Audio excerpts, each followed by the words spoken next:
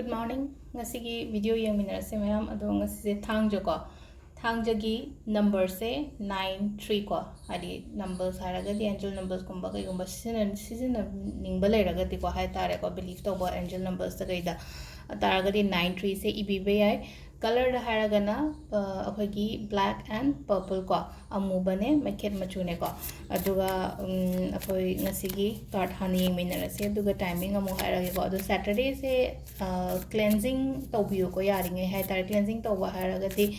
अखोना इमुंग वारम से तो मतम द सॉल्ट कुंभ खतंग हाप रॉक सॉल्ट हापनी खंगदे अदगी फतब कनो तो हनबा हाय तारे को हाइदि मांगहन के खोलन के गाना खलगदि को नुवाइतब खोतब इ थोगा डिस्कार्ड तोबो ओइरे अदगी अखोगी लौंग कर्पूर गा हारसने को लौंग कर्पूर गा मै थादोक पे हाबे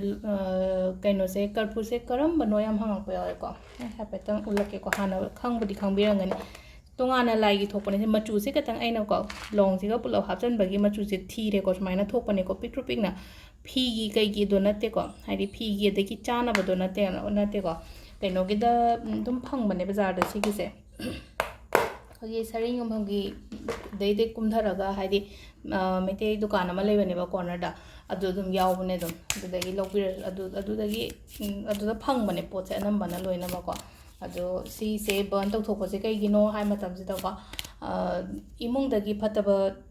नेगेटिव एनर्जी के का रिमूव तौबम ओयनको अदुगा हाइदि समना हाबदा मनी ब्लॉकेजेस लेयना खलसेको अदुंबा ओइरो नत्रगा हाइदि लक यामना चुमदबगी टाइप तौवे खलसे तारगा सीजे कंटिन्यूस हाय तारको कंटिन्यूस हाय तारको हाइदि 21 डेज ओइबे याय 44 डेज ओइबे याय को अनी सिग मोंग दा अमा दुम चूज तौरगा तो अखोइना हैबिट अमा क्रिएट तौब मतमदा नमे कुमा थोइनी चंगेबा हाय तारको तुंबा होगत मक थौगप मक तौइरो हाइदि निमिनी द लोइना मक केनो तौबा यादना हाइदि इशादा कइनो मक क्रिएट तौहन बनेबा अदो सिदको हाइदि मिनिमम 21 मैक्सिमम अदो 44 डेज को अदुमा लोइरेको अदु मतुंगदा हाय तारको सी कंटिन्यूस हाउ को हाइदि प्रॉब्लम हम लेरगदि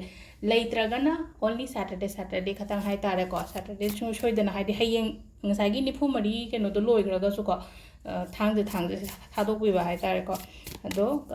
सि खोइगी कार्ड मेसेज हाना येमिनरसेको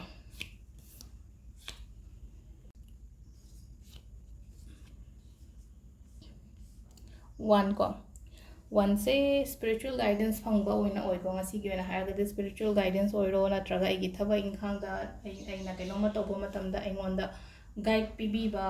दुमाइना ओइना ओइरेको ख्वाइ फर्स्ट को अदुगा इशागी ओइना हारगसुको अइनासु दुम हाइदि अइना अखंगबा करी क्रा मयाम सिजुको अदुम मिंगोंदा शेयर तौबोदसु काइबा केमता लेइतेबा हाइदि अइना ए केनोमा खंगेनको सपोज अइना हजे अइना जे हाइबदो हाइदि अइंगोंदा अइना एक्सपीरियंस तौबो मतमदा ngसागी सी थादोको मतमदा सी थोको मतमदा सी तौबो मतमदा फै हाइबने अइना मयामदा नुतिगी दुम शेयर तोइजे अमा नत्रगा अमा अदुदुना हाइ तारेको हाइदि अइंगोंदा फै खंगगदि हाइदि मी अमदा मु हाइ अनियमदा हाइगी अमदा मागी फगलप मतमदा दुम ब्लेसिंग्स तो अइंगोंदसु लाक्तोरबनेबा दुम हाइदि मीदुना नुसिबु ए माना हाइरक्तना माना तौदा हाइदि खतंग फरे हानादगी हाइरोगदि खोलरोगदि काइना हाइ तारेको अदुमाइना अनि शुबको एज ऑफ वन से हाइदि समथिंग अनएक्सपेक्टेड अमा हाइ तारेको हाइदि थाजदब पोट कुंबा लाओ हाइबा लई अदगी सुम थाजदब पोट लाकपा हाइरगदि एना सुम खल्लुदब पोट कुंबा तकलाउना चंगकपा खोपको हाइदि पिरकपा फंगबा खोटपा अदुमाइना ओइना ओइबदो ngasi से हाइ तारेको अहुम सुबसेना को अहुम सुबसे हजिक से इसा इथंदको मतम खरा पिपियो हाइ तारेको यम का हाइना ngasi gi oina haragadi ko haidi mi gathering to pokko pase ignore to haidi ai ithanda ga leiraga ko haidi ithanda leiraga ai ke thabak to boya ga dage kamai na nai ka harase ko potha biyo taragadi chatpa khotpa to gono yam ka haina ko self healing se yam darkar roi ko hojik oina haragade aduga timing se ko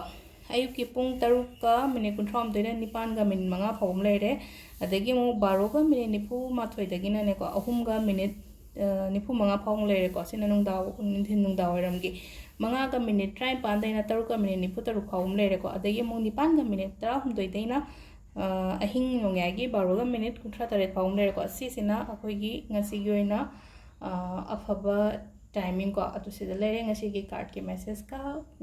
timing ने numbers ने colours ने अदुगा तौबा याबा खरा हिना मयाम द शेयर तौजरेको